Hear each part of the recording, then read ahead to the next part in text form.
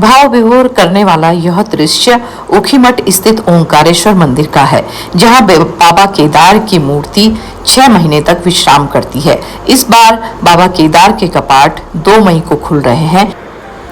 पहले दिन केदारनाथ जी की पंचमुखी डोली ऊखीमठ के ओंकारेश्वर मंदिर से अपनी यात्रा शुरू करती है और रात्रि विश्राम के लिए गुप्त काशी के विश्वनाथ मंदिर पहुंचती है। दूसरे दिन केदारनाथ की डोली गुप्त काशी से फाटा के लिए रवाना होती है और रात्रि विश्राम फाटा में ही करती है, जबकि तीसरे दिन डोली फाटा से गौरी कुंड के लिए रवाना होती है और गौरी कुंड में ही उस दिन ठहरती है। इन सभी पड़ावों पर पंचमुखी डोली की पूजा अर्चना की जाती है और तमाम भक्त यहाँ पर डोली के साथ चलते हैं और डोली के जयकारे लगाते हुए केदारनाथ तक पहुँचते हैं। और चौथे दिन डोली यात्रा गौरी कुंड से जंगल कट्टी, भीमबली, रामबाड़ा, लिंचोली और रुद्र पॉइंट से गुजरते हुए केदारनाथ की ओर बढ़ती है, जबकि 5वें दिन केदारनाथ मंदिर के कपाट वैदिक मंत्रोच्चार और अनुष्ठानों के बीच सुबह सुबह 7 बजे इस बार खोले जाएंगे।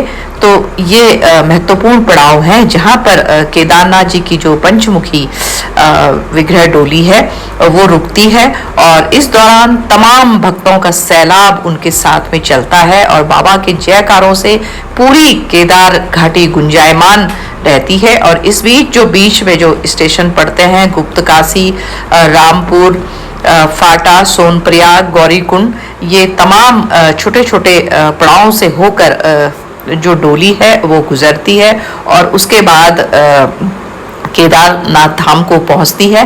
तो आप देख सकते हैं कि भक्तों में कितना उत्साह है और बाबा केदार के जयकारों के साथ हर कोई बाबा के दर्शन करना चाहता है। और ये भीड़ आप देख सकते हैं, जब बाबा केदार की डोली को ऊखीमठ स्थित ओंकारेश्वर मंदिर से लाया गया तो बहुत भीड़ यहाँ पर थी। और ये केदार घाटी के खूबसूरत नज़ारे आप देख सकते हैं कि कितने खूबसूरत नज़ारे केदार घाटी के हैं। और ये जो गढ़वाल राइफल का बैंड है इसकी भी बहुत खास यहाँ पर रहती है व्यवस्था और बहुत ही लोकप्रिय और भाव भक्ति के साथ में बैंड की धुनों के बीच में बाबा केदार की डोली को ले जाया जाता है। और ये देखिए सीढ़ीदार खेत है यहाँ पर पहाड़ों के बीच में, जो कि बेहद सुंदर है और बेहद खूबसूरत है और यहाँ पर आपको बेहद आत्मिक शांति और सुकून मिलता है। तो ये यात्रा शुरू हो गई है और एक तरह से इस यात्रा को अगर देखा जाए तो ये अपने आप में एक अनूठी यात्रा है। और ये आप गढ़वाल राइफल के बैंड देख सकते हैं यहाँ पे, जो कि भक्तिमय धुनों के साथ में डोली के साथ साथ चलते हैं और एक तरह से बाबा केदार की, भोलेनाथ की ये बारात का स्वरूप ये यात्रा ले लेती है। और जगह जगह डोली के दर्शनों के लिए लोग खड़े रहते हैं और हर किसी की यही इच्छा होती है मन में कि एक बार भगवान के दर्शन हो जाए, बाबा केदार की डोली के दर्शन हो जाए। तो आप ये विहंगम दृश्य देख सकते हैं और बेहद खूबसूरत ये नज़ारा है।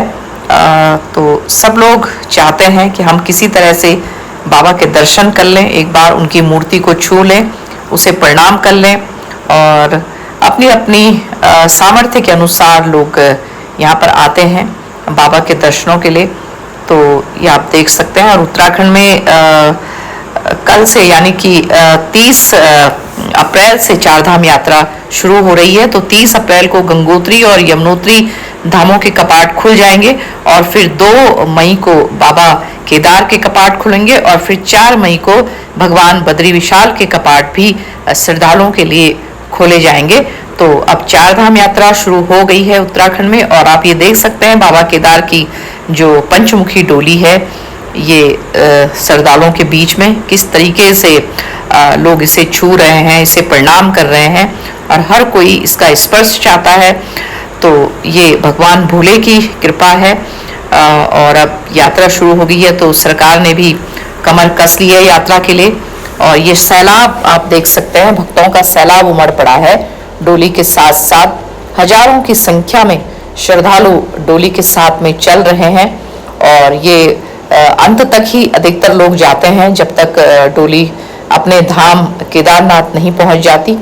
तो ये देखिए भक्तों का सैलाब उमड़ पड़ा है डोली के साथ में, और चारों तरफ हरियाली है पहाड़ों में, और बहुत ही खूबसूरत नज़ारे हैं, ठंडी ठंडी हवा है, और उसके साथ में ये भाव विभोर करने वाला जो पूरा दृश्य है, ये आप देखिए कि लोग किस तरीके से डोली को लेके जा रहे हैं। और ये आप भी दर्शन कीजिए बाबा केदार की पंचमुखी डोली के, और आतुर हैं लोग डोली का स्पर्श करने के लिए, और भगवान भोले की भक्ति में पूरी जो केदार घाटी है वो एक तरह से भक्तिमय हो गई है, भक्ति के सागर में डूब गई है।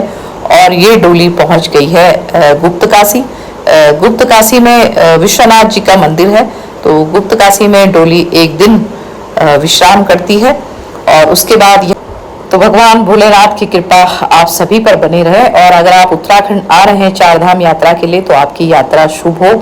और एक बारी यात्रा शुरू करने से पहले जो उत्तराखंड सरकार के गाइडलाइन है चारधाम यात्रा को लेकर, उसको जरूर पढ़ लें, तभी यात्रा शुरू करें, तो आपकी यात्रा शुभ हो। इसी के साथ इस वीडियो में इतना ही। अगर आपको हमारा वीडियो पसंद आया तो लाइक और सब्सक्राइब जरूर करें, और देखते रहिए हमारे ऐसी वीडियो। Thank you.